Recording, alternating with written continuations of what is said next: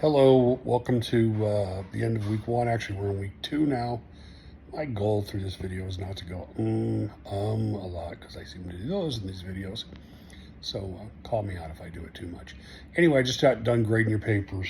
I apologize for the lateness of that, but I just did it. Anyway, I was not able to log in like many of you because the system was down. Also, I have a implant, so I had to go under general anesthesia this morning. So if any of your comments were real wonky, it's because your instructor was probably high as a kite when he graded your papers. No, I'm kidding. It's all out of my system now. It's a joke. So here's a couple comments. Number one, when I graded your papers, what I did is I went and I used the rubric for some of them. Some of them I just knew what you earned. I've seen enough of these, at least 1,000 by now, that I know how I'm going to grade you. But some of you, because it is week one, I use the rubric. Your score is not going to match the rubric because what I did is I upped it. It is week one.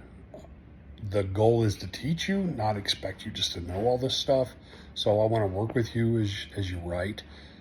By the end of this course, which is, we're already 20% of the way through it, depending on how your math works, you'll be writing at pretty much a graduate level.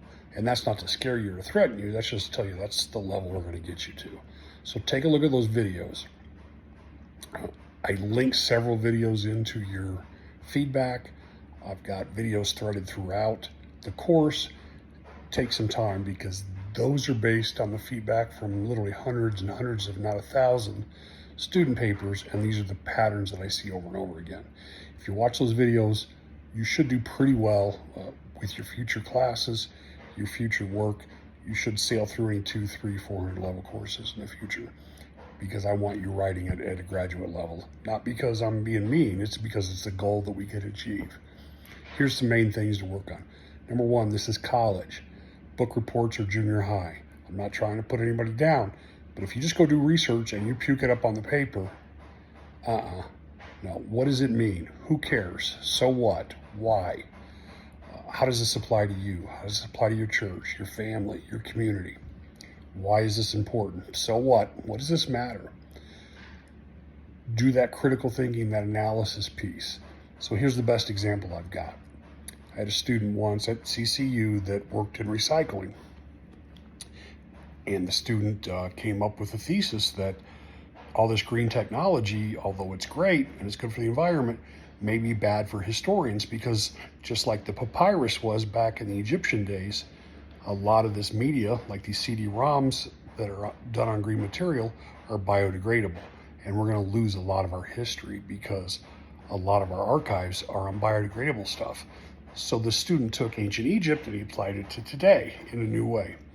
That's critical thinking. That's introspection. That's so what. That's why it matters. It's one of the best examples that I can give you.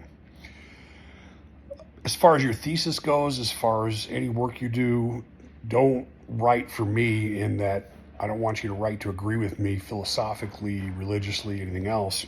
If you make a good argument, even if I disagree with it, like I've got a class going on right now where a lot of the kids are really big and they're younger than you. They're big into global warming. Some of them we were on the fence as far as abortion goes.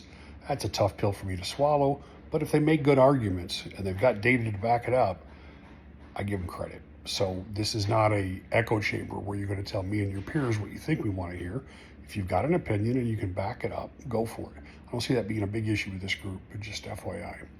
So we are into week two. This is not an easy course. The high schoolers that I've got, a lot of them are homeschooled. They're pretty bright kids. Most of them speak multiple languages, play multiple instruments. They're very, very adept academically.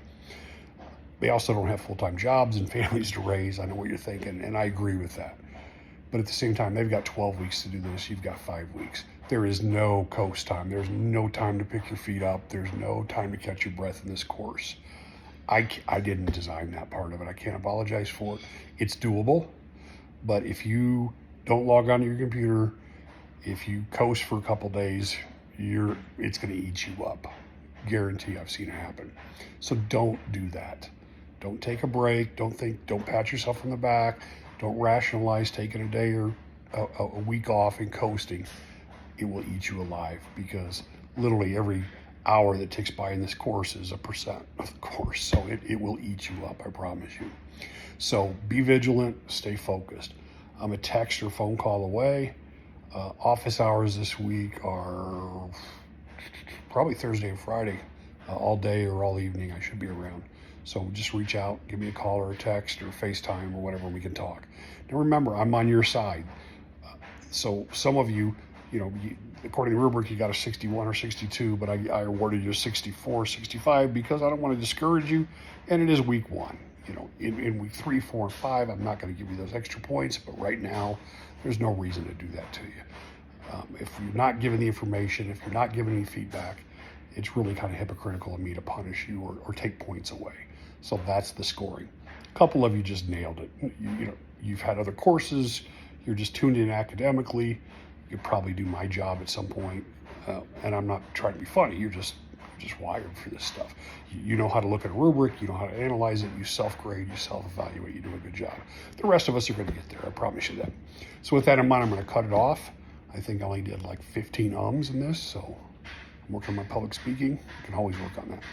With that in mind, I will be in touch sooner than later, and reach out to me. I look forward to seeing your discussions and your papers, and I look forward to seeing everybody go to that next level, answering the so what, doing the analysis, and really wowing me as your instructor, because we need leaders. We need people that can think for themselves. We've got enough sheep. We need leaders. All right. God bless. I'll see you soon.